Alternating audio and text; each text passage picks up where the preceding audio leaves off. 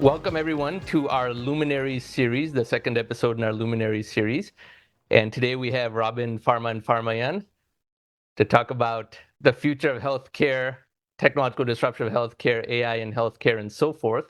I've known Robin for quite a few years, and she's actually the only person I've ever had as a guest lecturer in my classes at Stanford. We did that a few times as well. And another thing that stands out is a lot of people call themselves futurists, as I've said elsewhere on my channel. And some people who call themselves futurists are just interested in technology, and they're not really futurists. They're just people who are enthusiasts, where the futurist has to be someone who's really thinking about the future, has predictions, and so forth. So the list of futurists in the world is not very, very long, and there's very few women futurists, but Robin is certainly one of them, so we're very delighted to have her over here today to talk about healthcare, the future of healthcare, and all sorts of other things. So welcome, Robin. Thanks for making the time.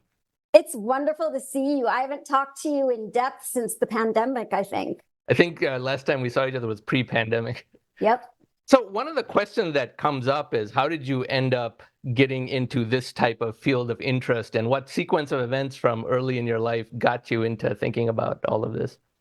Well, my mom was a physician, and she was one of 3 women in her entire medical school. And my dad was an MIT chemistry major turned IP attorney. And so between the two of them, I've lived on the absolute cutting edge of medicine and technology my entire life, right? And so that was one of the things. But then the reason I chose healthcare is because as a teenager, I was misdiagnosed, and I ended up having 43 hospitalizations, 6 major surgeries, and 3 organs removed.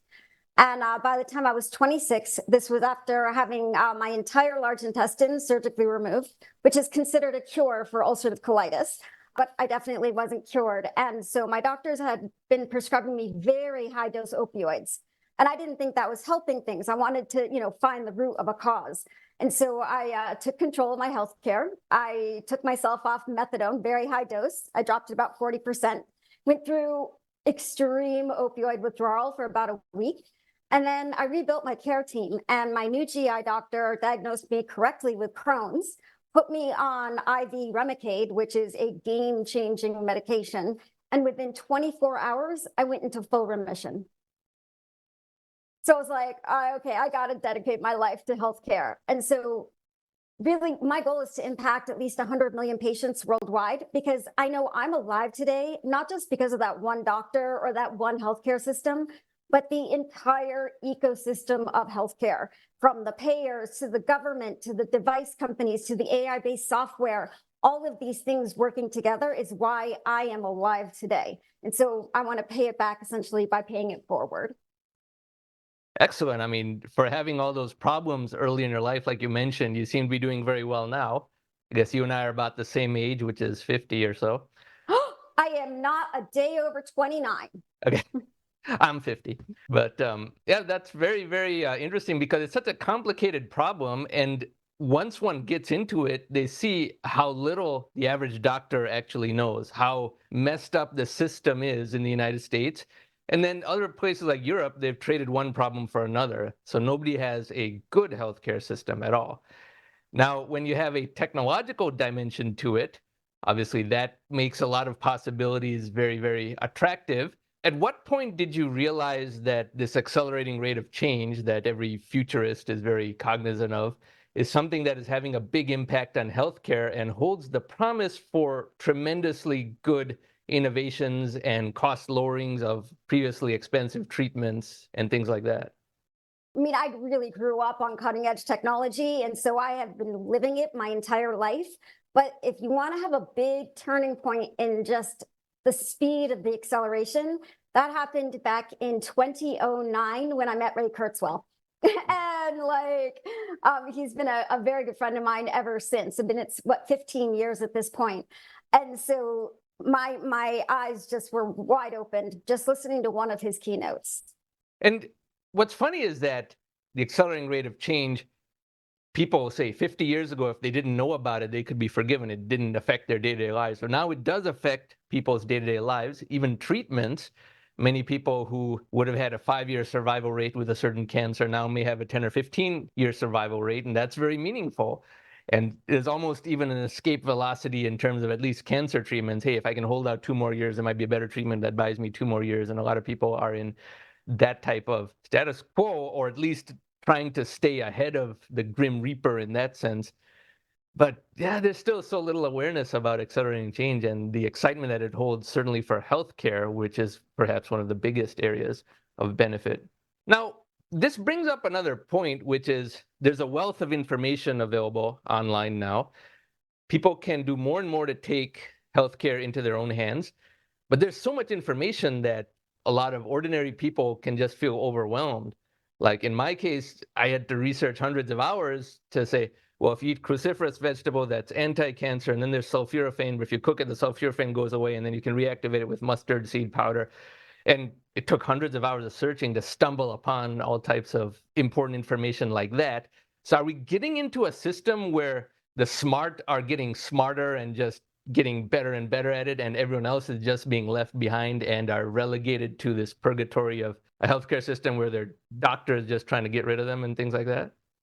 Well, yes and no. So, no, only because there are a number of things that people can do on a daily basis that really maximizes their health. And this is pretty democratized information at this point. Diet, exercise, sleep, brain games, social connections, right? And keeping your vascular system in check. And so if you're really looking at those very specific things and you're maximizing your ability to be fantastic on those 6 areas, you right there are ahead of 95% of the crowd, right? The things that you're talking about with cruciferous vegetables and getting the most out of it is for someone who has already mastered everything else. Like one cruciferous vegetable with mustard seed is not going to cancel out going to Burger King every day. Right? Like, and so really maximizing those things. But in terms of, yes, the smarter are getting smarter, and that is absolutely the case in a lot of ways, especially because in the US healthcare system specifically, it costs a lot of money if you want to be, you got yourself to that 95%, but you want to get up to 99%. That costs a lot of money and a lot of knowledge.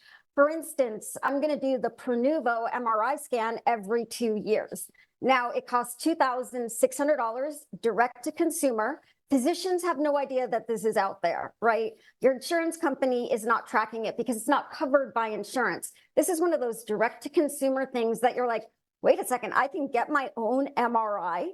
And so when you go in there and Prenuvo does a full head and full body, and this is not ever done in the world of healthcare, this means you have a baseline on your entire body's health. And they check for 500 different conditions, including brain aneurysms, early stage lung cancer, and early stage pancreatic cancer. Another really cool thing they do behind the scenes is they have artificial intelligence that helps them point out things. And so in their case, they do things like metrosize visceral fat. That is huge to be able to actually measure that and then measure organ size. And so when I go back later on this year to get my second scan, I can see my liver size compared to the liver size 2 years ago. And if there's 0 changes, that's a great thing. And so that, even knowing that's out there, yes, that's the upper 1%. And of the people who can afford it, again, you're going back to that upper 1%. But on the flip side, and especially if you're thinking about, say, the Medicare population, because that's happening, like it's a huge population, and it's where a lot of the private payers are playing in to, really maximize their profits and revenues. And so if you're looking at something like United, CVS, Aetna, which is now one company, and Humana, they are 3 of the giants out there in Medicare Advantage, as well as private insurance for commercial, like if you're under a Blue Shield or United. And they have spent collectively in just a few years over $40 billion with a B, acquiring giant companies that provide care in the home around Medicare Advantage. And so when I'm saying companies that provide care in the home, I don't mean telemedicine. I mean, they have bought things like Landmark and LHC Health. And what those are hospitalizations at home, remote patient monitoring at home, dialysis at home. And so all of a sudden, instead of having someone who is 65 or 70 going into a clinic a few times a year because they have hypertension or whatever, we can now monitor them 24/7, right? So it's coming from the big guys. There's a number of reasons they're spending that much money. One of them is around value-based healthcare. And so not only is that 65 or 75-year-old suddenly getting healthcare 24/7 versus once or twice a year, they are being monitored, and the insurance company is going to be paying based on bundled payments. Now, why this is so incredibly important is because imagine you have knee rehabilitation after surgery. United or Humana is going to negotiate and say, okay, well, we're going to give you $5,000 total to cover everything to do with this knee rehabilitation. If the patient does really well and needs less care, you get to keep that money, right? But if the patient needs more care, then the provider actually eats some expenses. Now, a lot of people might think, okay, wait a second, if they are going to be making more money by not treating patients more, what happens with outcomes? But the thing is that they are incentivized financially to not only keep the costs down, but dramatically improve patient outcomes, right? And that is what they are measured on, and that's what they are incentivized with financial So work. they're finally getting into an ounce of prevention is worth a pound of cure, because it was very perverse in the United States for the longest time, in that on one hand, we have a healthcare crisis. On the other hand, television has all these ads that you should go eat all this processed food because you get 2 Whoppers for the price of 1 or whatever, right? And even what is portrayed as healthy is just a slightly less bad version of the same.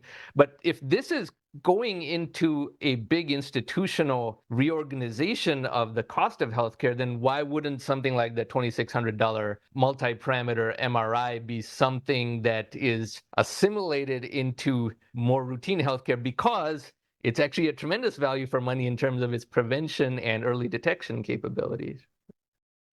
I agree with you completely. What happens though is that the medical world does not agree, because what they're looking at is they are used to having someone's head, a head MRI, and then they go and they get a knee MRI, which is going to be different and in a different position. Then they're going to get a hip MRI, and that's going to, again, be in a different position using a different machine.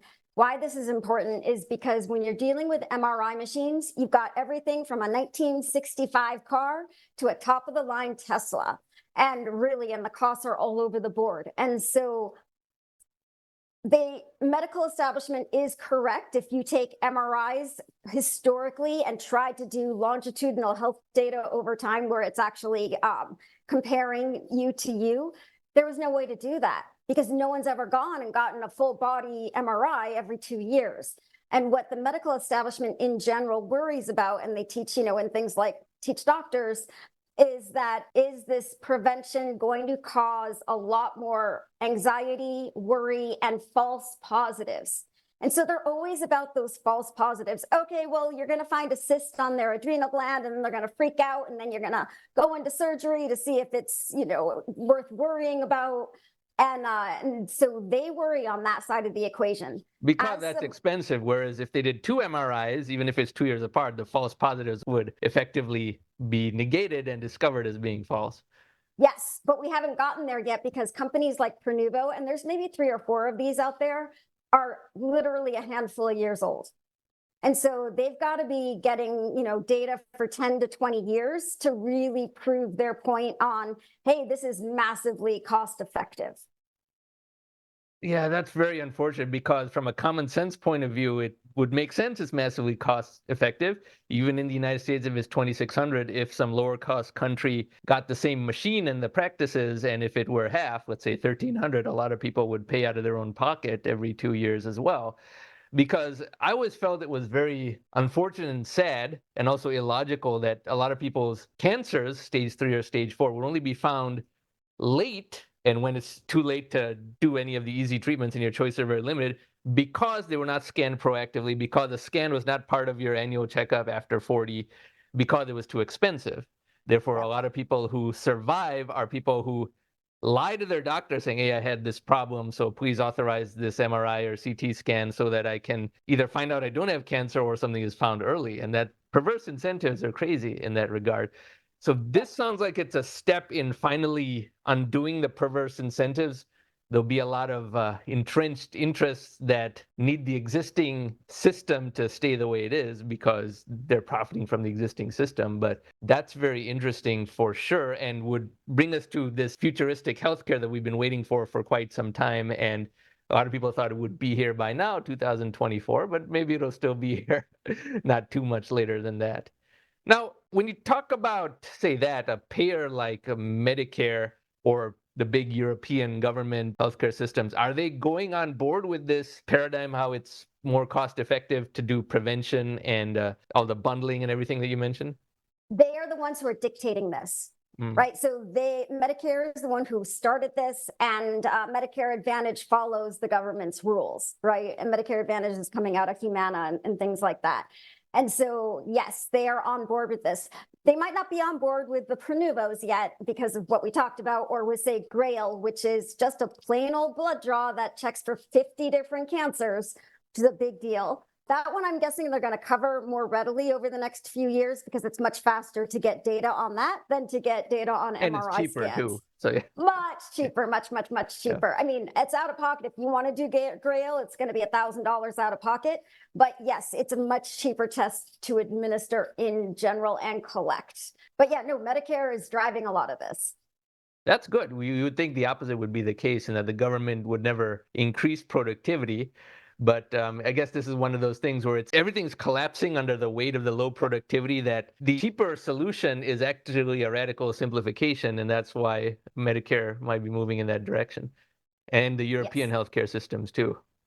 Right. I mean, the Nordics have been as close to value-based healthcare as you can be. Like, they've been leading the world in just how well they're doing it. So what are some of the big tech companies doing to get a piece of this? And also, are they going to lower costs, or is just one rent seeker replacing another because they want to replace the existing oligopoly with their own oligopoly of big tech, and then act like Microsoft does with Windows or Apple does with their products, actually charge more and more? Oh, this is such an exciting area. And so in the context of not only care shifting to the home, but going from episodic to 24/7, you're looking at companies like Apple. So the Apple Watch now has a single lead EKG on it. Why you care about that is because it's testing for something called AFib, or atrial fibrillation. And it's typically a silent disease. It has to do with the heart. But if you do have AFib, you are 5 to 6 times more likely to have a stroke. And for someone to typically get diagnosed with AFib, it takes a few weeks to months to do it. You've got to go back to a doctor's appointment multiple times. They're going to do a stress test on you and put sensors. And in fact, I'm able to do it now with the Apple Watch, or I have the 6-lead Alive Cord EKG monitor that I bring to a lot of my keynotes. And then afterwards, I go around to the audience members and I take their EKGs, and right then and there, in 30 seconds, it completely analyzes it. Oh, you might have saved a couple of lives even right after your keynote. Yeah, and one guy was just like, "Oh my God, it took me 2 months to get diagnosed with that through the doctor, and you just did it in 60 seconds." Now, Apple has done some other interesting moves. First of all, the Apple Watch, of course, is just like their phone, which means you can build apps on it.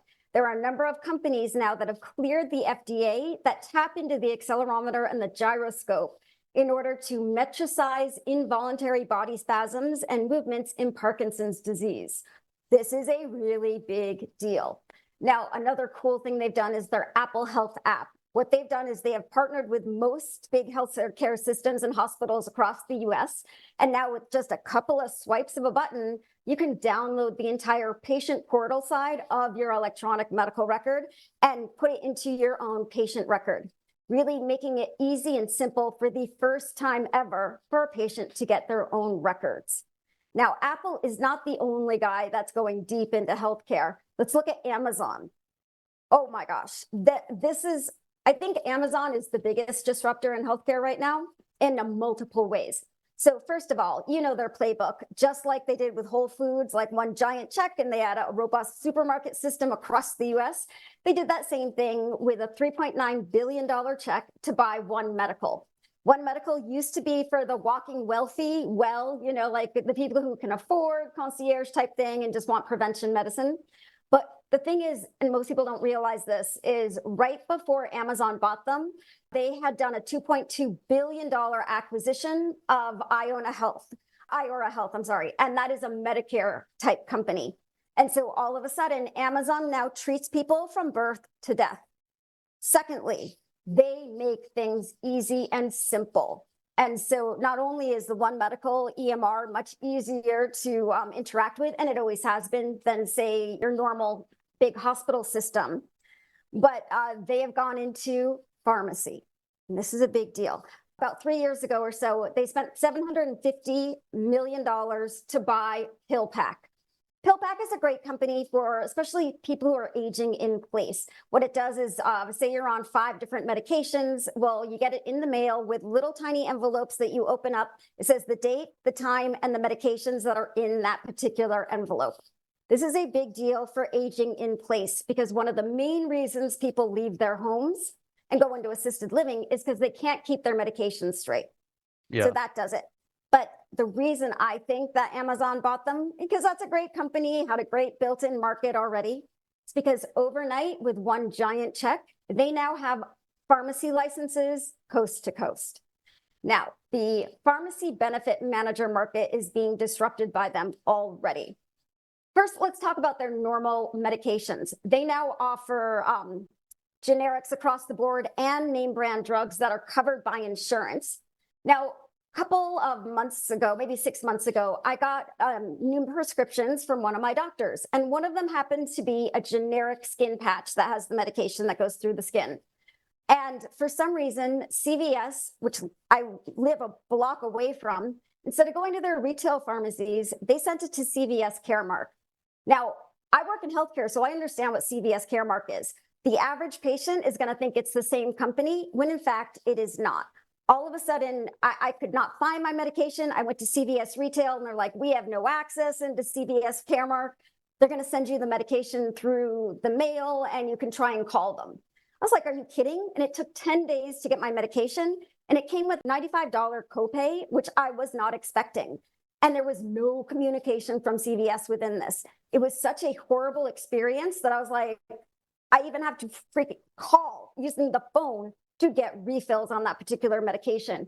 And I was like, nope, I'm done with CVS. It took one bad experience, and I had my doctor send in the scripts to Amazon Pharmacy. I am never going back. Like, I literally do not know what CVS could do to bring back my business around anything that Amazon can ship through the mail. Immediately, Amazon notified me when the pharmacist got the script, when the pharmacist was done filling it, when it went out for delivery, when it was delivered. I had constant communication. I had easy to understand online portal, and I got my medication in less than 2 days with a $20 copay.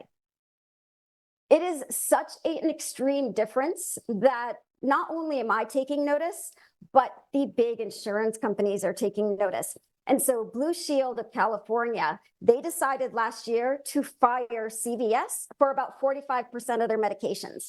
Now, to understand what's going on here, you need to understand what a pharmacy benefit manager is, also called a PBM.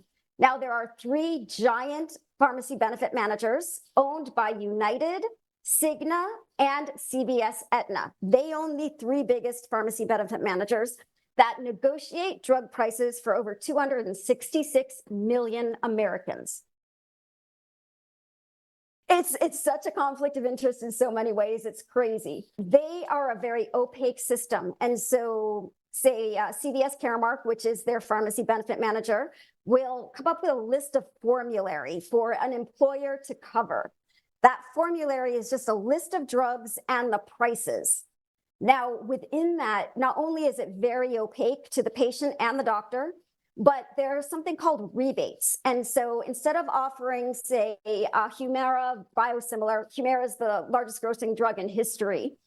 Instead of like having a biosimilar, which is a generic for Humira, they're going to maybe just stay with Humira and give the insurance company and the employer cash back as a rebate. And then it never ends up touching the patient. And so all of a sudden, finally, government has started taking notice, and people have started realizing, oh, wow, the cost of prescription drug prices are not just coming from the pharmaceutical companies. They're actually coming from this opaque system of pharmacy benefit managers that are owned by 3 of the largest insurance companies.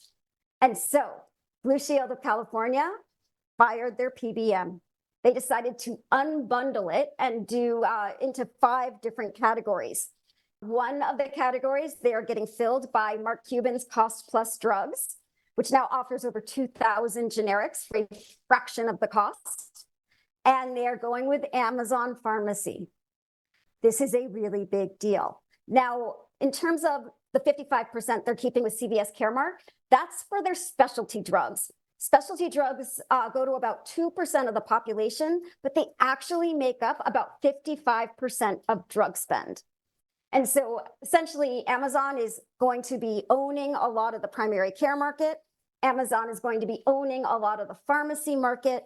And if you think about it, I send all of my blood tests, my MRI tests, my specialist notes, all go to One Medical because they're my primary care, which means now Amazon knows more about me than I know about myself because I do most of my shopping through Amazon or Whole Foods. All of a sudden, they have like absolute huge picture of almost everyone out there. It's crazy how much control that they have now. Yeah, and that's obviously a double-edged sword. Some people are very worried that any corporation would know that much about them. At the same time, when they know this much about you, they can recommend good things proactively and also cross-reference that across so many other people similar to you. You may not know who those people are, but Amazon says, well, this person benefited from this, so you might benefit from this.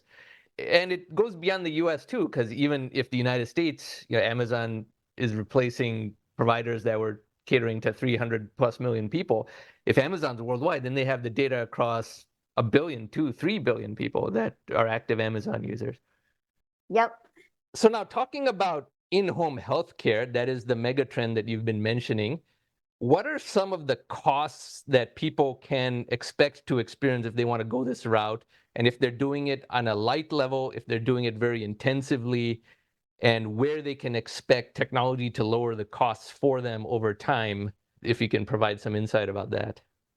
Sure. So even looking at IV medication. So I've been on Remicade for over 20 years, and it's an IV med that's very, very expensive. And for the first 15 years, I got it done at different hospital infusion clinics.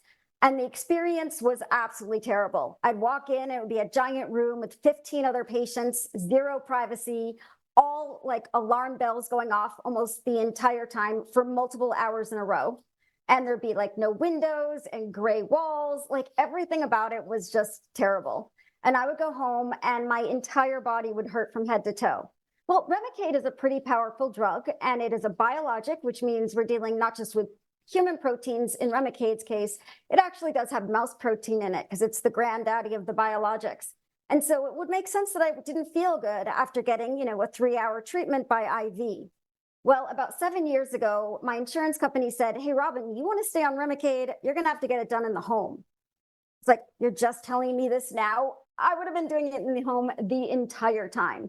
And so I use Option Care, which sends me the medication on ice. I throw it in the refrigerator, and then they deploy a nurse to my home the next week to mix the medication, draw my labs, and infuse it over a period of time. Well, my recovery time went from 7 days to 0 just by changing the patient's environment. I wasn't reacting to the medication, I was reacting to the environment. Now, of course, United and Blue Shield and the other companies I've been with in the past 7 years, they're not thinking about the patient's recovery. That's not something we've ever thought about in the world of pharmaceuticals. They're doing it based on price. The hospital was charging $28,000 every 6 weeks just for the medication. Option Care in the home, they charged $2,500 for the meds. Over a 5-year period, that comes out to a difference in billing of over $1 million. My copay went from $8,000 a year to like under $1,000. It is a game changer. And we're seeing this across many different medications. Then if you look one step further into something like urgent care, A few years ago, I decided to, instead of going to urgent care for severe dehydration caused by a 24-hour GI flu, I used a company called IV Doc, which is direct to consumer IV saline in home. And that's great for me, but we're already seeing other companies get on board. And so Medicare launched their ET3 program 4 years ago. That's emergency triage at home. So the way it works is they've partnered with about 200 ambulance companies in the US. And if it's a Medicare patient in an ET3 enabled area, what they do is they send an ambulance with a nurse and a physician's assistant or a technician. And if they're able to stabilize the patient in place, they do. And so like in someone like my case, they definitely would have had IV saline and IV magnesium on board, and they could have taken care of me in place. If the patient needs to see a physician, they do it right then and there over video while the nurse is holding the patient's hand.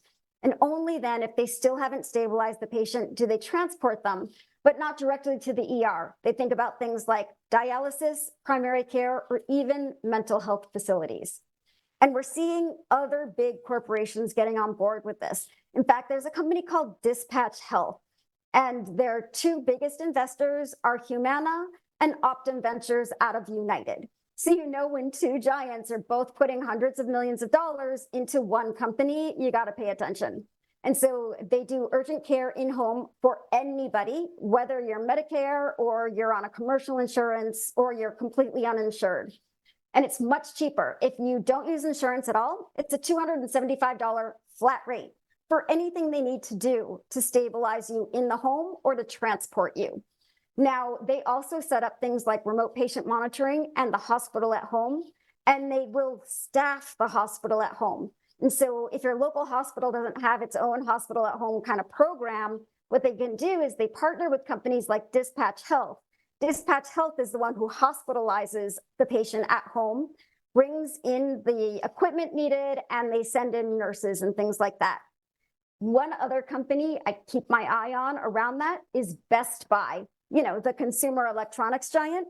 Well, they started in the connected consumer and aging in place quite a few years ago. They have things like the Lively flip phone for seniors. They have a lot of remote monitoring devices, and they now hospitalize patients at home. In 2021, they bought a company called Current Health for $400 million. And that is a platform that provides in-home hospitalizations, which means overnight with one giant check, Best Buy is now a hospital provider. And they've partnered up with a lot of hospitals, including Atrium Health, which is a big hospital chain in the South. And if they need to send someone in to like set up remote patient monitoring or set up the hospital equipment, they now use the Best Buy Geek Squad. That is amazing, because the funny thing is all these other electronics retailers have gone away and Best Buy is the only one that hasn't. And that's probably because of this, because they've pivoted into an entirely different sector rather than one that caused all the other ones to go away, cannibalized by e-commerce. But intuitively, people would have a lot of trouble believing that healthcare in the home is cheaper when it is, because intuitively, one would think that, well, a house call should be very expensive, or getting anything delivered to the home would be expensive. But from what you've said, it's actually cheaper, and the hospital itself is more like a gravitational black hole of expense, while doing things in the home is cost effective under all these structures created, which is very contrary to what most people would think. Exactly. And the problem is when you're dealing with a large hospital chain, like any corporation, they have divisions that spend a ridiculous amount of money, and then they have divisions that bring in money. And in the terms of hospitals, one of the biggest areas that brings in a lot of revenue that supports all the other aspects of the hospital are their infusion clinics, because they can mark up the drug prices. That is fascinating. That is very contrary to what almost everyone in an advanced country would assume. Now, in poor countries, people are familiar with this because the doctor makes house calls and it's not expensive, just because all the overhead is gone in between. Exactly. It's much cheaper to provide care in the home. You're not limited by bed space anymore. Like if a hospital has only 100 different beds, you know, patient beds, they can hospitalize 300 people at the same time using just those 100 beds, and then 200 in their homes. That is fascinating, actually. That is so contrary to what everyone thinks healthcare could be like or was like, that it's going to be a big epiphany for people when they realize getting care in the home is actually going to cost them less, and they can age in place, which is what most people want to do. They can age in place to a much greater extent than before. Absolutely. Yep. We haven't even started talking about some of the things going on with generative AI. Yeah, which is what I want to get to next as well, because the thing with artificial intelligence, I've been in artificial intelligence for a lot of years. There's always a staircase. There's hype, and then people forget about it. The last hype was 2016, 17, 18. Then people forget about it because what did advance became the status quo. And now there's a lot of other hype just because, but it'll go away just as fast, but it's a step of the staircase. However, the use case that always comes up for AI more than anything else is often healthcare, because the natural question arises, well, 79% of people say that they like ChatGPT, even the free ChatGPT, more than their normal doctor for not only quality of recommendations, but that's when you're actually at the appointment. One thing that's true in all countries is that you have to spend 2 hours to see your doctor for 10 minutes, and with the AI interface, that's a lot less. And on top of that, there's all the data, places like Amazon putting AI across all their data, companies like Apple and so forth. So at what point do we see AI doing more than just the very obvious use cases, but having a meaningful effect in moving the needle across all these areas of healthcare, the diagnostic data, analyzing all the radiology images across millions, all of the above? Gosh, there's so much cool stuff going on in there. And this wraps up with your tech question too, because Google and Microsoft are two of the biggest players, in addition to Amazon, in generative AI as applied to healthcare. In fact, Epic, which is an EMR system that many hospitals use, I think it's one of the top ones. They are already integrating OpenAI or GPT style stuff, like the large language models, and they've been working with almost everybody, right? So like they haven't even just picked Microsoft or Google. They're really working out with like companies like called Ambience and things like that. Now, the biggest thing that we're seeing already being adopted is the AI medical chatbots. These work with the EMR systems, so during a clinic visit, it is automatically transcribed and then summarized. And it gets summarized differently for the doctor and differently for the patient. Now, when you're looking at companies like Carbon Health, so Carbon Health is already partnered with, I can't remember which one of the big giants, Amazon, I think, Amazon Web Services. And even at the beginning, they saw that these notes were 2.5 times more detailed than a human being. And it took the doctor 4 minutes versus 16 minutes per patient with the EMR. Another thing that they're doing is automatically writing things like prior authorizations. Prior authorizations, there's a lot going on both with the federal government right now and some new rules that are coming up in the next couple of years. But if you think about prior auths, United, they spent over 13 million hours last year alone just on prior authorizations. And so something like generative AI can take those 13 million hours and put them down to, say, 1,000 hours, right? Where someone's just checking things versus having to actually write it every time. One of the other use cases, though, that you just mentioned is that predictive analytics. And this is where things get amazing. And we're at the very beginning of predictive analytics, but we're already seeing Epic has partnered up with Mayo Clinic. And what they've done is it turns out that there is a signal in an EKG that would predict someone might get atrial fibrillation over the next few months. So knowing months in advance of actually getting it. And so what they did is they deployed the algorithm to 400,000 patients in the Mayo Clinic. And those patients that they did find that signal automatically go into remote patient monitoring. And so all of a sudden, it's a pre-qualifier for a next step up in care, where, and it could be just basic blood pressure and EKG and things like that. But that right there will point it out. When you're looking at companies like Vital Connect, they've got a single lead EKG that sticks to a patient's chest for 24 hours. They did a study where they were able to predict with 80% accuracy a hospital readmission with over 6 days advance notice. There's another company called Hyphe, Hyphe, and this is so cool. What they are doing is they are counting coughs. Now, coughing is one of those main symptoms that actually drives primary care and urgent care appointments, but we've never been able to measure it before, right? And so, like, imagine I have a chronic cough and I go into my doctor and the doctor's like, well, how many times do you think you coughed yesterday, Robin? I don't know, 5,000 times? Like, we aren't able to count our coughs. No one does that. Well, what this company is doing is they've partnered up with Merck. They have a free app that anybody can download, and it counts those cough times, all day long. Not only that, but it can categorize coughs into something like a whooping cough or a wheezing cough or a productive cough, because the way a cough sounds is both an indication of the problem, but then also of what treatment will work for that individual patient. Well, now that they've been collecting data, and it's not even been that many years, right? They're able to predict a COPD exacerbation leading to an emergency room with 3 days advance notice. That's fantastic, because otherwise everything is, oh, emergency, emergency, dial 911, and hopefully the ambulance gets here, and hopefully the cars are on the side of the road. And that's if you're lucky, if you're in the United States. In many countries, they don't have this car on the side of the road for an ambulance system at all. You're in Exactly. trouble if you have an emergency. And things like this are so transcendent in terms of early detection, early mitigation, management, so it's not nearly as big of a life disruption. And there just seems to be a cascade of these things, like each one reinforcing the other, that is occurring.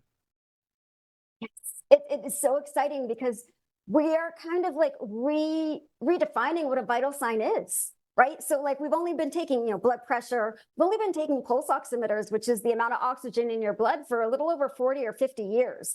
Like these things are brand new to begin with, but then being able to count coughs or thinking about movement as a vital sign, which like you do with the Parkinson's apps.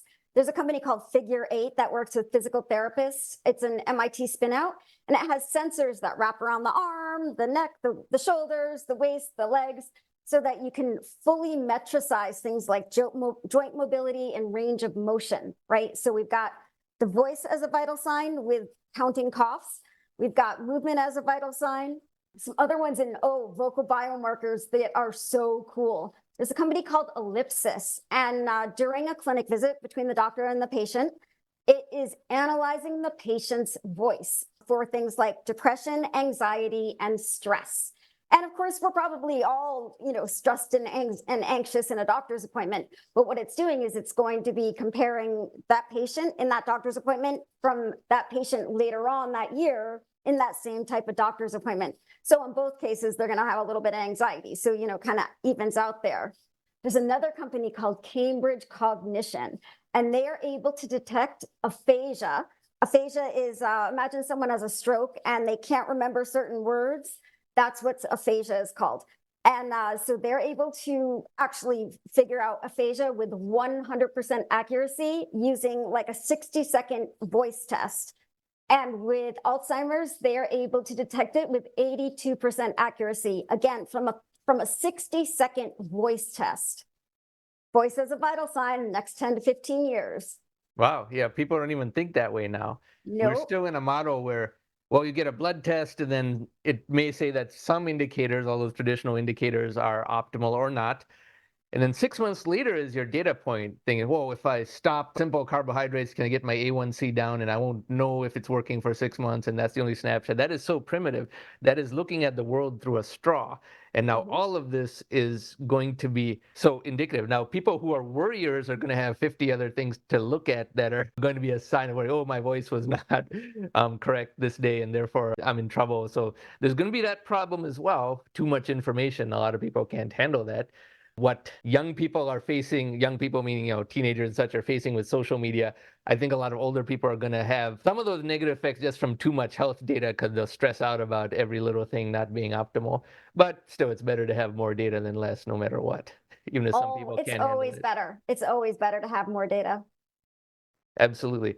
So when this occurs, so you mentioned a lot of smaller companies, startups, but then the big companies, Amazon, Apple, Google, they're taking a lot of big disruption in healthcare under their roofs. So is this more likely to be an oligopoly or a cartel in a way, or is the climate going to be more fertile for startups that provide some tool or some disruption? And will we get closer to a freer market where startups can compete on a level playing field in healthcare? So we're already in an oligopoly. Yeah. right? Like there's a handful of companies that really control most of the US healthcare system. Yeah. It just is, right? The private payers, the VA, Medicare, like really, there are, I would say 20 companies, maybe 30 that really control most of what's going on in the world of healthcare. And so I think that these big tech players getting into it are going to change it in such a way that the startups actually can compete. See, like before, 10, 15 years ago, if you had a startup and you were trying to get into the US healthcare system, good luck, right? Or trying to be part of like the employee wellness plan, oh, forget about it, right? Like it was so hard to be able to actually fit within the healthcare system the way it was working. Now, with all of this disruption and all these different new entryways, including things like the digital front door and care at home, all of a sudden, there are ways for startups to actually make a huge difference. And with these fast moving ones like generative AI, look at some of these companies like Ambience and things like that. They're relatively new companies and they're already playing in the big leagues with the big guys.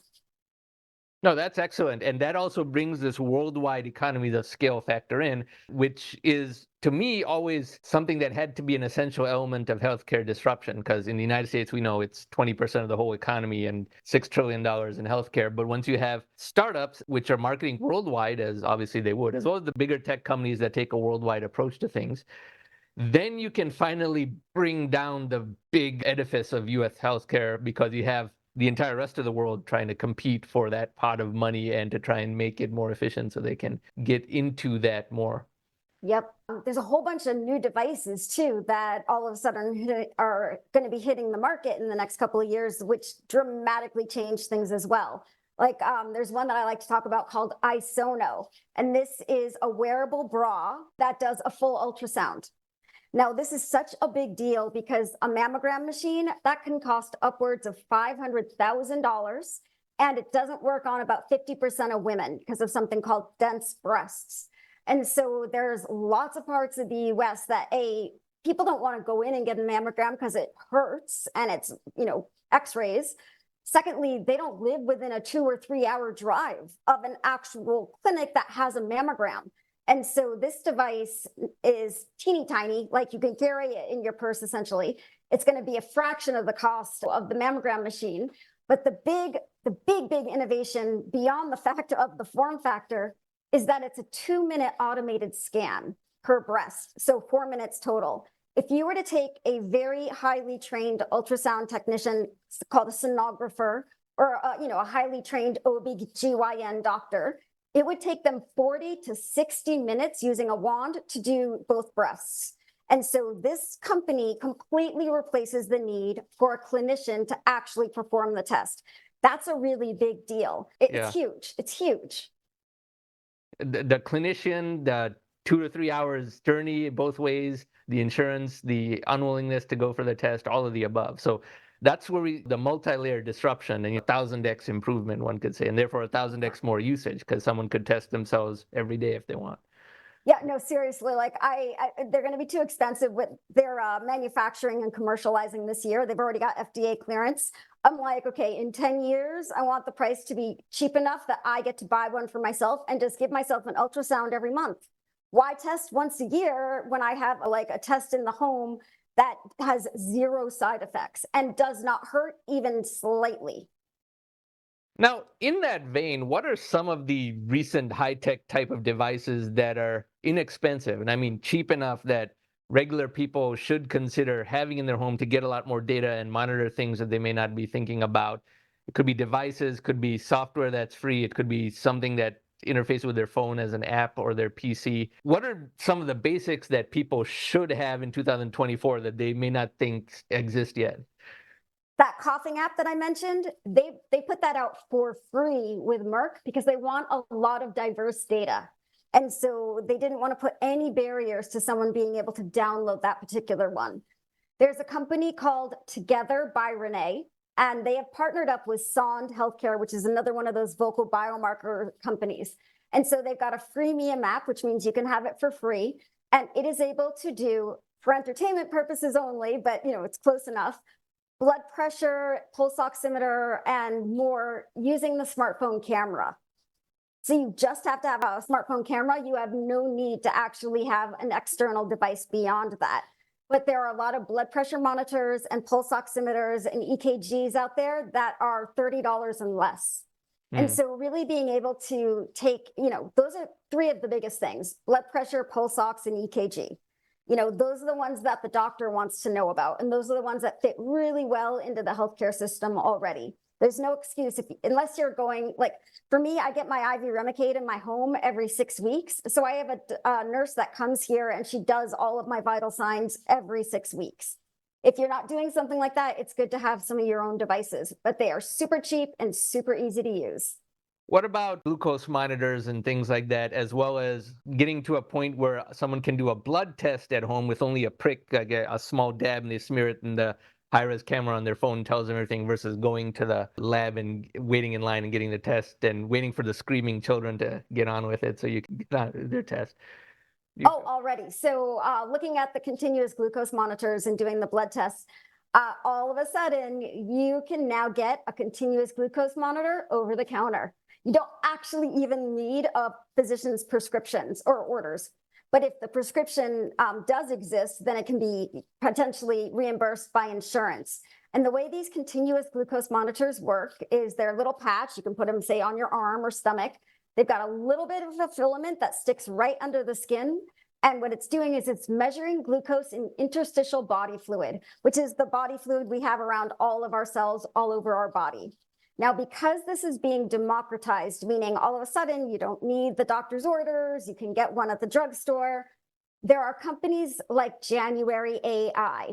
Now, what they are doing is something called predictive glucose response at the point of decision making. So you will look in the app and it's attached to, I think you need 1 or 2 weeks of data from a continuous glucose monitor and then you don't need it anymore. And I can say, okay, I'm going to have this apple right now. Well, January can say, Robin, based on all the factors that have happened over the past 24 hours, you're not going to have a good glucose response to that particular apple. What we need you to do is take a 10-minute walk right afterwards or eat it with 2 ounces of protein. And so right before I take a bite of that apple, I know how to control my glucose response through the app. That's fantastic, because in the old-fashioned sense, what people are doing now is a very blunt instrument type of thing, because they say, well, I want to reduce my glucose because I'm pre-diabetes and I have to give up all of these things. And they don't even know that it's not potatoes that are causing the problem. It's only white rice. So they only had to give up 1/5 of the things they had to give up. Because I know people who can only take the blunt instrument approach and all they eat are cruciferous vegetables, avocados, and salmon. And they had to give up 90% of other things because they don't have this information. Now, you said it goes underneath the skin, so it does not bleed. And it's not an open wound that has a chance of infection. No, it's a teeny tiny filament that's what's called subcutaneous, right? Like right under the skin. And then it's fully covered by an adhesive patch. And so there's no way water and things like that could even get near it. So yeah, it's extremely safe. And we've been using them now for quite a few years in general for diabetes. That would make a huge difference, because otherwise people say, well, I have to give up everything when it's only 1 or 2 things, a subset of what they're giving up, that's causing the problem. This is information that a lot of people do not understand, is that if I eat, say, a candy bar and you eat the exact same candy bar at the same time and we're sitting next to each other, we are going to have wildly different glucose responses based on a large number of factors, including genetics, how much we've exercised that week, how much fiber we've had in the past 48 hours, how much sleep we've gotten. There are so many factors that go into glucose response that, yeah, it's absolutely true. It might And just without the data, we're just guessing is the thing. And that's why people say, well, I have to really throw out the baby with the bathwater, and I'm only going to eat salmon, vegetables, and hard-boiled eggs and nothing else, because they don't have this information, and therefore they have to take the chainsaw to everything that they're doing. Exactly. And we will cure, or at least prevent, diabetes, which is tantamount to curing, because people will just have these analytics. And once they're even 10% of the way there, they can make the necessary changes, versus getting to diabetes, which would in the future will be seen as so avoidable, and that you had 10 years in which you could have made only this small changes. You just didn't have the data or the knowledge to do so. Tragic, but it's going to be a very convenient and easy future. And this exists now, even. Exactly. And then we were talking about, the blood draws and things like that. Well, that has been democratized as well. There are a lot of companies on the market that are direct to consumer blood labs. And so Everlywell, Let's Get Checked, Excella, like there's a whole bunch of these. And what you can do is you go online and you order the test. They're about $100 to $150 a test, depending on what you're getting. Some of them could be like very comprehensive and be like $350. And it can do things like your cholesterol, your glucose fasting, does all of the STDs, right? All of those kinds of things. And so you get it in the mail, you take a prick to your finger, and then you get drops of blood. And it's called a spot test. And it goes into a little tiny container or a little piece of paper that you put back in the mail. And you can do all of the blood tests you need with that. And that's direct to consumer. There are other companies like Get Labs. Get Labs, you need a doctor's orders for, say, your lab tests. And what are you going to do? You know, your annual ones like a CBC and your platelet and your differential and all of that. Get Labs for $35 to $75 out of pocket. They will come to your home or office and collect all of the blood that is needed with those orders, and then they'll drop them off at the nearest LabCorp. So you would think this should be covered by insurance, and it will. It's just a very slow bureaucratic process. But conceptually, insurance should be all over that, because if it's 60 or 75 or something, it's saving a ton of money in that paradigm. So back to what we were talking about earlier, is it just bureaucratic slowness, or is it really that they need 10 years or 20 years of data? No, for that one in particular, so if you do something direct to consumer, you're just going outside the healthcare system. And of course, insurance is not going to cover that. Although if you have a health savings account, it will. And it doesn't matter if you're buying a device or blood labs or an MRI. If you don't do it with doctor's orders, then it doesn't go through the healthcare system. Now, in terms of something like Get Labs, which is the company that comes to your house to do the blood draw, while they're not covered by insurance and that out-of-pocket cost, all of the blood labs are. So you can get like $2,000 with the blood labs done. They can drop it off at LabCorp, and you're still only covering your copay and that $35 it costs to have that, you know, private service come to your home or office. But I get my blood labs done every 12 weeks, and I have for now 25 years. The way I do them is Option Care comes into my home. So Option Care is one of the giants in what's called alternate site infusion clinics. It's like a full service pharmacy. And so my doctor at Sutter, he just sends orders to Option Care. Option Care ships me my medication, and they send in a nurse to my home with all the little tubes that you need for the blood draw. She draws my blood, and then she drops it off at any of the nearest labs, whether that's LabCorp or Quest. And so that is fully covered by my insurance. So it's just how you order it. But yes, you can get all these blood labs now done in your home, fully covered by insurance. Now, another point that you mentioned is things only get covered under certain categories of insurance when the doctor has authorized it. So that's the big gatekeeper there. But if it's a simple thing, fine, the complex things, you still need the human doctors. Isn't that a place for generative AI to rubber stamp certain authorizations in an efficient way? So that's the one thing we are not doing yet. So we don't want GPT or anything else to rubber stamp anything for us. That's the big problem. There's a number of reasons for that. But when we are talking about all the, even just basic summaries or a prior authorization, the clinician, or at least, the medical, whoever, the staff, they have to read that line by line to make sure it is correct. There's a number of reasons for that. One of the biggest being what's called a hallucination. I don't think they should really be called hallucinations. It's when the software comes up with new, unique stories. For instance, last year, there was an attorney who used ChatGPT to write a legal brief for him. And ChatGPT cited 6 different court cases. That didn't exist. They were from some movie, and he got in trouble with the judge. Yeah, they were made up, right? Well, if that happens in healthcare, people die. And so that's called a hallucination. But I would say that is not actually a bug. That is a feature to a large language model and generative AI. Because what generative AI does is just that. It generates new data that does not exist other places, right? So it's going to rewrite something for you in language that has not appeared in that exact type of language anywhere else on the internet. And so because that is a feature of using generative AI, the last thing that we're going to see doing is it rubber stamps it to go out. It's always going to be, at least in the healthcare system for the next few years, it's going to be a human being that needs to rubber stamp things before it gets sent out. Okay. Because, I mean, the medical error also causes, by humans, also causes a lot of deaths. So it's going to be interesting to see whether those human doctors use AI to, let's say, do their approvals twice as fast and things like that. But that's very interesting to see how that may occur. Now, we talked a lot about more healthcare in the home, and there's some people very advanced, obviously, such as yourselves and others who know as much as you, doing more of that.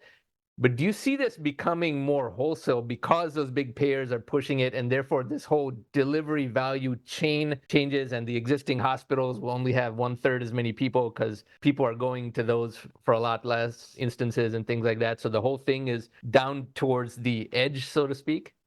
Yes, you are absolutely right. So hospitals are terrified of this. The good news is that a lot of the hospitals, like say the Mayo Clinic and things like that, are already fully on board with things like hospitalizations in the home. And looking at something like dialysis. So United Healthcare bought DaVita, which is one of the giants in dialysis. Fresenius is the other big giant, and they really dominated the entire market. Well, now we are seeing dialysis going into the home. And in fact, Medicare and Humana both started making a big push for dialysis in the home a few years before the pandemic even started. Well, what we are seeing is patients are surviving 3 times longer. 3 times longer. Could you imagine saying, okay, well, you have 3 years of life if you go and do dialysis in the clinic, but we think you've got a good, 9 to 10 years left of life if you get it done in the home. Like, it is crazy. It is cheaper. It is I mean, it's not even comparable to how much better it is. And when you're dealing with something like dialysis, the reason it's so good in the home is multifold, but the biggest thing is that the kidneys don't work 3 times a week for 3 hours a day, right? Our kidneys work 24/7. When you get dialysis, you're going to go in, say, Monday, Wednesday, and Friday morning from 9 to noon, and you're going to get dialysis. Well, when you have a dialysis machine at home, that means you can do it throughout the day, whenever you feel like it, around your schedule. So like if you want to do it over dinner for 2 hours, or while you're taking a nap, or, in the middle of the night, you can do dialysis multiple times a day, or even just once a day. And that is what the benefits are difference huge. is. I mean, there's privacy benefits. Many dialysis patients depend on someone else to drive them, so you're not burdening that person either. And these things stack. So not only is the lifespan higher, 3 times higher, as you said, but with all those early indicators, someone might very well delay their need to be on dialysis by 10 years in addition. So instead of 0 plus 3, you have 10 plus 9. Exactly. And the weight loss drugs, oh my gosh, they are so great. They're just so great for certain patients. It's so exciting. Weight loss drugs. Yeah, so the Ozempic and Wegovy, the new ones that are on the market, where people are just dropping weight. And I mean, it's fantastic. If someone qualifies for them and they're already, say they need to lose 50 to 80 pounds or something like that. I mean, the older you get, the harder it is to lose weight. And my heart goes out to people trying to do it, right? Trying to lose like 50 pounds, because it is so hard. It goes against everything that the body is meant, like your brain and your body's like, no, we need to, stock up in terms of famine, because all of human history, that was something to worry about. We're like the only generations in all of history that don't have to worry about things like famine. And so everything is working against people. And these new drugs, like, we are seeing such successes, and it's so wonderful, because not only does it dramatically reduce your risk for things like diabetes or cardiovascular problems and things like that, but people are much happier because they're actually getting healthier. Absolutely. Yeah. It's very, very exciting to see how much accessibility is occurring around so many of these things. And things that were not even aspirational are now getting commoditized really, really fast. Exactly. Now, another topic that sporadically comes up in healthcare, like I first saw a big report about this in 2008, which was medical tourism. And in The Economist magazine, they said, well, medical tourism is going to drain out X amount of money. They said $162 billion in 2008 money from the US healthcare system because a heart surgery could be 200,000 in the US. And many people don't have insurance and they could go to Thailand, India, Jamaica, any of those and do it for 10,000. Somehow that doesn't seem to have taken off very much, unless I'm wrong about that and it's taken off and I'm not noticed. But is it because there's a trust factor? Is it because it's not that cost effective? Is it because the insurance companies used to be in favor of that, but now are against that? All of the above? It's all of the above, right? Like, I don't know the exact numbers, but I would say there are large companies like Walmart. So Walmart is self-insured, which means they own their own insurance company, essentially, which means that they're responsible for not just the insurance, but the costs of treating patients. And even like 5 or 6 years ago, they were sending their employees across state lines to get cheaper healthcare. The flights and the hotel and like a week in the hospital can be literally $100,000 difference state to state, or even like hospital system to hospital system within the same area. So I do know that there are companies like that doing the medical tourism across state lines, some that are doing, say to Mexico for certain medications. But I would assume that most of those are really going to say like organ transplants, like bariatric surgery and for weight loss and plastic surgery. I am guessing because those are the ones that you could save a lot of money and you end up paying a lot for it to begin with, even if you were insured. Because it's interesting that the big savings through international did not get formalized, because I would see these promotions in 2008 saying, if you do your surgery in Thailand, then not only will the insurance company pay, but they'll give you a week's vacation because the hospital is near the beach and all that sort of thing. And it's still 90% savings for the insurance company, even with the vacation. And just recently, and I mean last month, my mother had an open heart surgery and a valve replacement. They sawed open the sternum and she's doing fine and all that. We went to the best surgeon in India, someone who has done heart transplants and things like that. He was top notch. We vetted him heavily. But the whole surgery and 12-night stay in the hospital and everything, insurance paid everything, but even the non-insurance cost in US dollars was only $5,000. Now, the surgeon was as good as any surgeon in the US. The lower tier people may not be as good, like the nurse and orderly. That's where the fall off occurs in a poorer country like that. But $5,000. And you would think that there would be more cost arbitrage this way, but some reason it just doesn't happen. And there's so many countries competing for this, not just India, but all over the world. They're competing for the $200,000 US procedure. But Yeah. it's not happening that much. And maybe its window is closing because as more things get technological, that type of cost arbitrage potentially had a certain window that's going away even. Well, I know we're doing it for prescription meds. In fact, one of the states, I think they passed the ability to now buy drugs in Canada, because the same exact drug is going to cost 10, 20, sometimes 40 times the amount as it is in other countries like Canada. And so getting your meds from there, that's something I see kind of like revving up a little bit. Well, that's something very well suited for Amazon for sure. Because they could yeah, just right. transfer it internally and you wouldn't even know. But this was made in a lower cost country and they do their own quality testing. Because, like pharmaceuticals in a place like India are very inexpensive, but every now and then they have a QA disaster that is not very good and makes people frightened. But once you have Amazon in between, then they can monitor for all that. Well, and most drugs aren't even made here in the US anyway. Most are made in other parts of the world. In fact, Mark Cuban Cost Plus Drug Company, the one I mentioned earlier, they just opened up their first drug manufacturing facility. So that, to do it in the US and to make very low cost medications. And in fact, the state of California is doing the exact same thing around insulin. So we here in the state are starting to manufacture our own insulin to keep prices way down. That just has to happen, I would think. And it's happening on the margins with pharmaceuticals because it's invisible to the end user. It's not happening with surgeries, sad to say. Now, another topic that comes up in anything healthcare, biotech oriented is this promise of radically extended longevity. Now, you and I both, as futurists and who read all of the other material put out by various luminaries on this subject, there's a lot of things that were predicted by various people, whether Ray Kurzweil, whether Aubrey de Grey, George Church, all the other people who are very excited about longevity. So around the turn of the century, 2000, like in Ray Kurzweil's book, The Age of Spiritual Machines, 1999, he predicted that by 2029, life expectancy would be 120. And elsewhere, he wrote in 2000 that by 2030, aging would go in reverse because of the technological advancements. Now, this being 2024, I'd say that's probably not going to happen on schedule. But what is your view about whether there can be radical life extension and aging reversing, or it's just that these better tools will allow people to hammer down illnesses or delay illnesses, and people will get up to 100 or so, but at 100, there's maybe an off switch and a hard limit?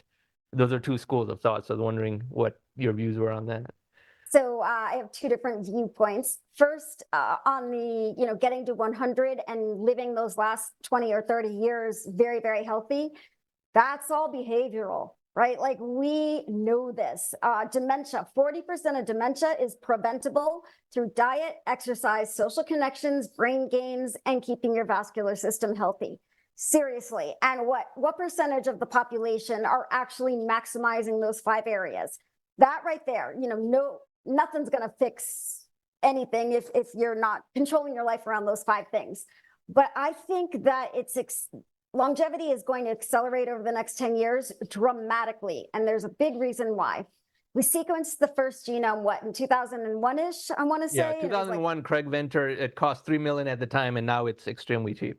Yeah, 3 billion, right? 3 billion, yeah, 3 billion at the time, yeah. So that is a big deal. So that only happened, 23 years ago. It's been accelerating since then, because without understanding the genome and the microbiome genome, we can't really understand how to turn back the clock. But because we are getting, faster sequencing technologies, and it's accelerating over time, and things like mRNA platforms being able to come up with a treatment in a day when it used to take 30 years, right? So all of a sudden, those two things accelerating at the same time, combined with the fact that we don't really know what we don't even know about the microbiome yet. What we do know about the microbiome, it definitely has a huge implication on everything on the body.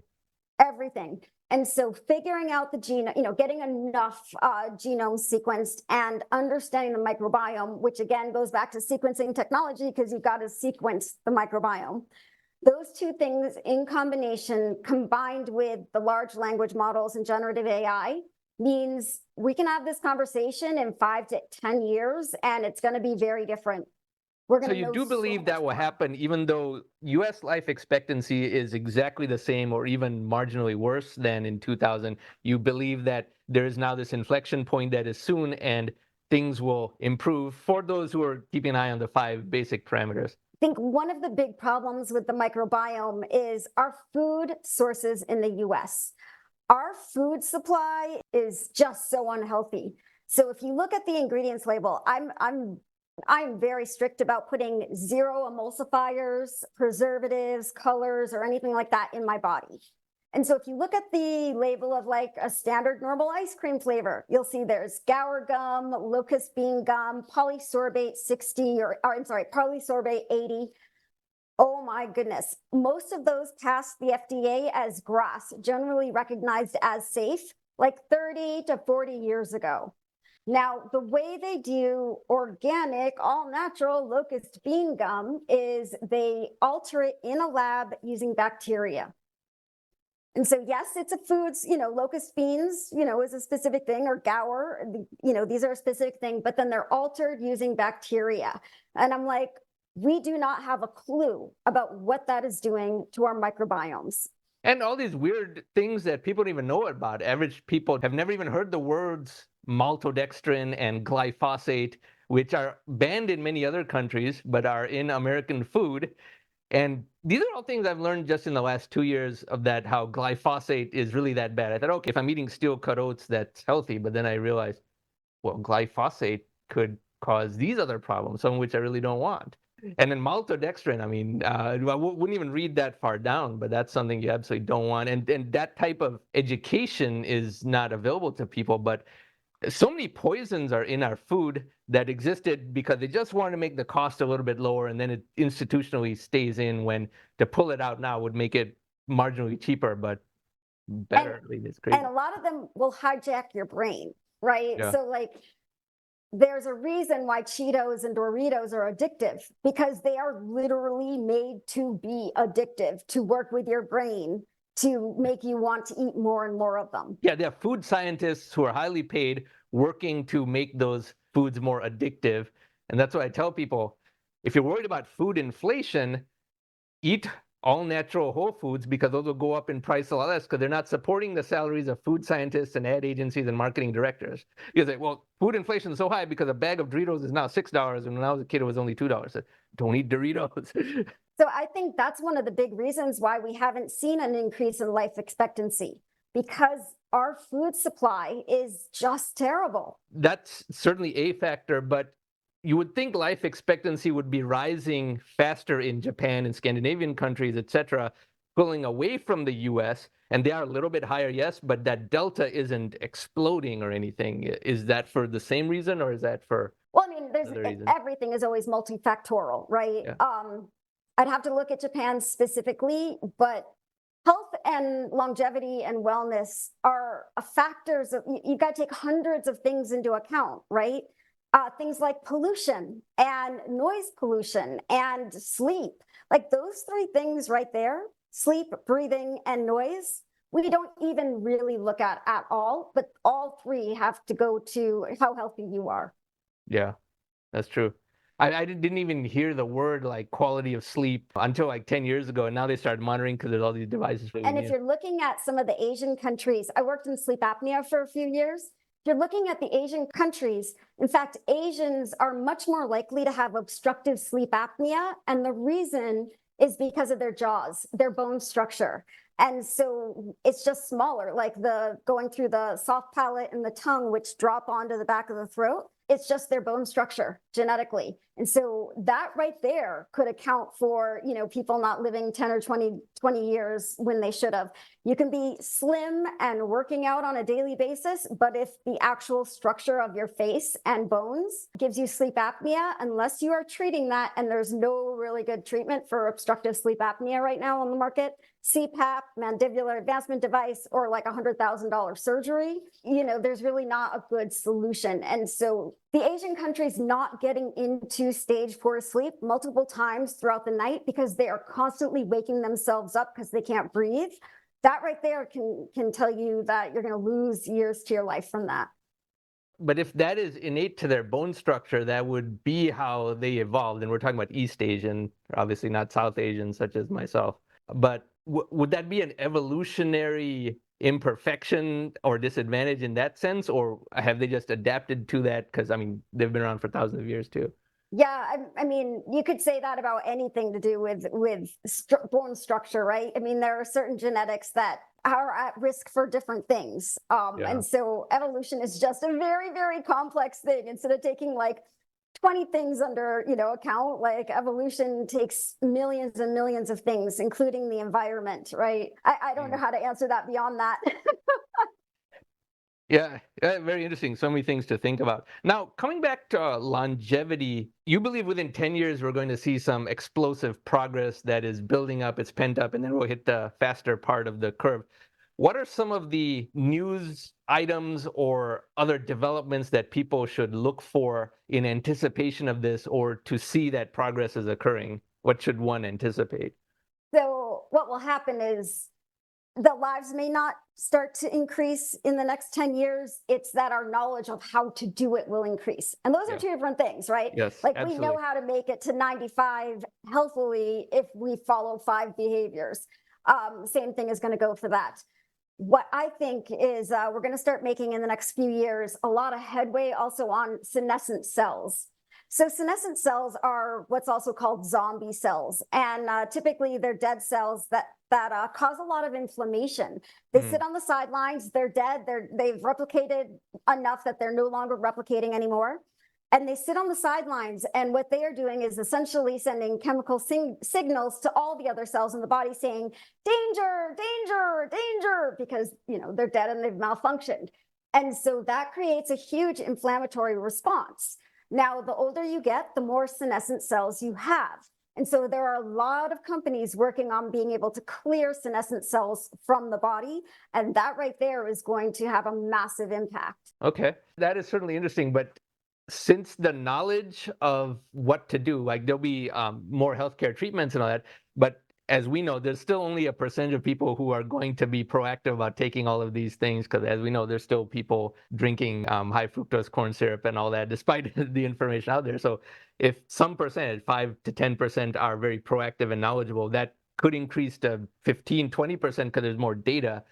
But then the longevity dividend would, for the most part, go only to those people, because then you would have the people who are actively seeking this out, not the status quo. Hey, I go to the drive-through to get dinner in the evening, and those types of people will still have the same lifespan. Probably, right? I mean, again, it's multifactorial. So people need to do the healthy thing, which is avoid all of those fillers and polysorbate and fast food, and exercise daily and sleep well and have good social connections and have good emotional responses to things and keep their stress level down around other areas like money or, you know, their jobs and things like that. And so once you try to like look at the people who can keep all of those things under control, they're the 1%ers already. Right. And those 1%ers are the ones who are going to get on board with the, you know, anti-aging, or have access to even the information on how to essentially turn back the clock, or at the very least expand lifespan. Yeah. So those people and people who are aspiring, they can do better, but total life expectancy would rise only much more slowly, it would seem. Only to the I would extent that this guess. group pulls up the whole median. No, I don't think that a group will pull up the whole median, because Yeah. there's just so many human beings Yeah. on Earth, and it really is going to be the top percentage, just like it is the top percentage right now with access to the best healthcare in the world, right? Yeah. That's just the way that humanity has always been. Yeah. So in 15 years' time, US life expectancy will still be 77, even though those who want to live longer will have more levers at their disposal to do so. Yes, yes, because the, you know, lower 50% or something, Yeah. they're still going to have a bad food source and bad food supply, right? Like, I don't And think... just miseducation. I always say, as someone who speaks multiple languages, one of the biggest problems in English is there's an imperfection that the word fat, F-A-T, is used for two different things, which confuses people. The clinical condition of obesity is called being fat, but nutrients, including good fats, are fat. Therefore, the average person, combined with the media message that tells them these things, says, if you eat fat, you'll become fat. And therefore, if you eat things other than fat, such as carbohydrates, you won't become fat. And that alone is a source of a lot of weight problems that people have, just because of an imperfection in the English language around the word fat. And other languages don't have the same word for these two things. Yep. So not only that, but we were brainwashed in the 90s, I want to say, with all the fake fats and fake sugars, and everyone saying, oh, fat is the big problem, and oh yeah, even the replacing George fat. Foreman grill, knock out the fat, you know. Right? Yeah. Exactly. As we progress through a lot of the questions I wanted to cover, so you've written multiple books. And as is the case with people who write a lot of books, is there anything from your early books where you've changed your opinions on and now have a different view, and your later books reflect that? And if so, what are some examples of that? Wow. You know, I haven't thought about that. So I'd have to go back and reread The Patient as CEO. So that one came out in 2015, which means, you know, I wrote it earlier that year. Gosh, that was 9 years ago. I am guessing a lot of the startups that I talked about, and I mentioned this then, have not actually survived, right? But that's because startups don't always Yeah, survive. that's to be expected. 1% chance for each individual startup, give or take, based on what stage they are. So. I would have thought, I think, in The Patient as CEO, that tissue engineering would have gone faster than it has. Like, in some ways it's gone faster than I thought it would, and then in other ways it has gone much slower. Like, I thought we'd see a lot more around tissue engineering of bones by now, but we're not seeing that. I thought we would be a little bit further ahead with things like the kidney, or even like having someone have, you know, be close to market with the kidney or a liver that's tissue engineered, but we haven't. But on the flip side, with lungs, which I would have thought would have been the hardest things to do, there is Lung Biotechnologies, I think it's called, and it's out of United Therapeutics. And what they have done is they've taken ghost organs from pigs. So they take the lungs from pigs and they decellularize them, which means just wash away all the cells, but leave the scaffolding in place. So it looks like literally a ghost organ. And because it leaves that scaffolding in place, they then populate it with stem cells from the recipient. And essentially, it creates the organ around that. And the reason scaffolding is not rejected, even though it's a pig scaffolding. Right, because all the cells have been washed away. And so this is the stuff that people aren't going to react to.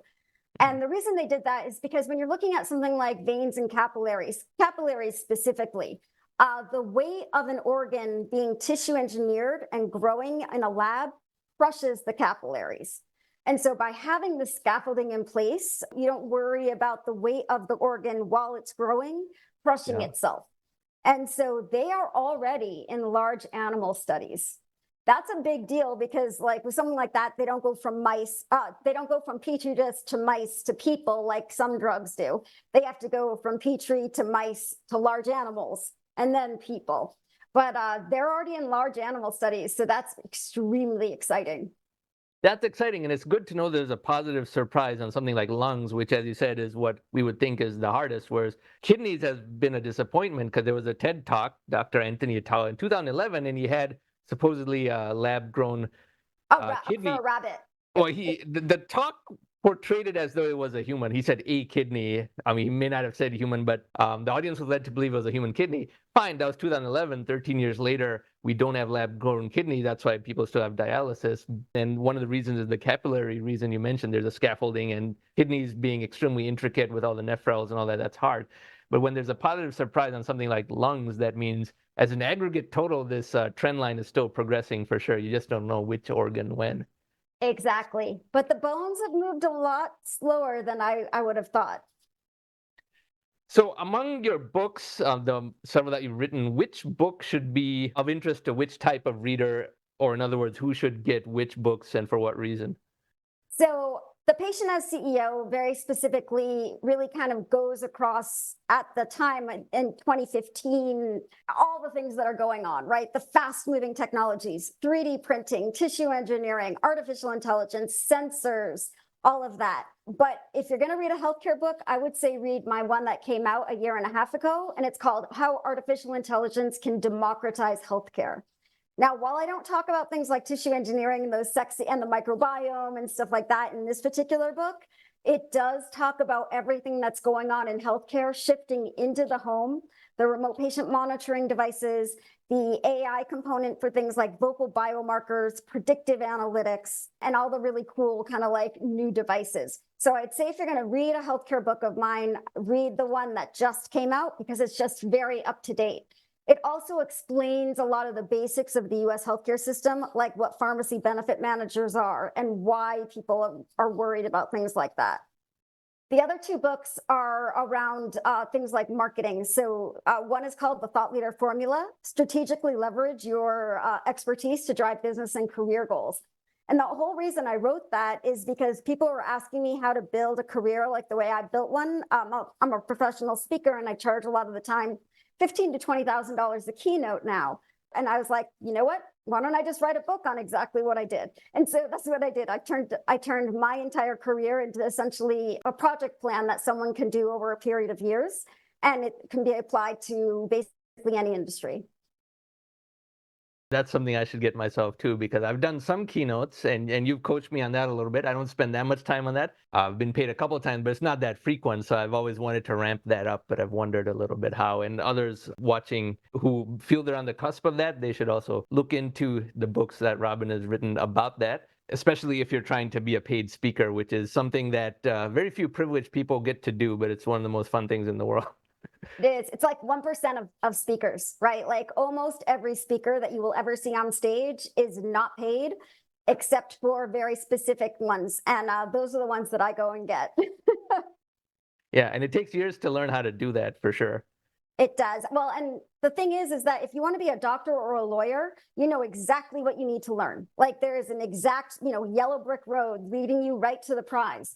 With things like thought leadership, speaking on stages, and professionally speaking for money, there is no education around that. There is no college degree. There are no courses that teaches you step-by-step instructions on how to do that and how to even work within the events industry, because the events industry is gigantic. And it's even more opaque than, say, the healthcare system. Yeah, and it's very subjective. So things like that are very, very fascinating to speak about, especially when one is talking about two subjects or more, such as healthcare and AI, because both of those areas are hot. And I've always felt AI is the silver bullet to a lot of healthcare because AI is about lowering costs and increasing information access, which has traditionally been the bottleneck in the big healthcare worldwide edifice that exists today, and something that people in the future will find very odd about our times, how we allowed such inefficiency and expense to persist for this long. Totally agree. Yep. So, Robin, this was very fascinating. We covered a huge amount of areas and very optimistic things to think about for the future in terms of treatment, mitigation of suffering, longevity, affordability, and so forth. So this was just a tremendous amount of food for thought. I had the best time talking to you. Like, I feel like we had like an amazing lunch together. Yeah, we should do that too anyway.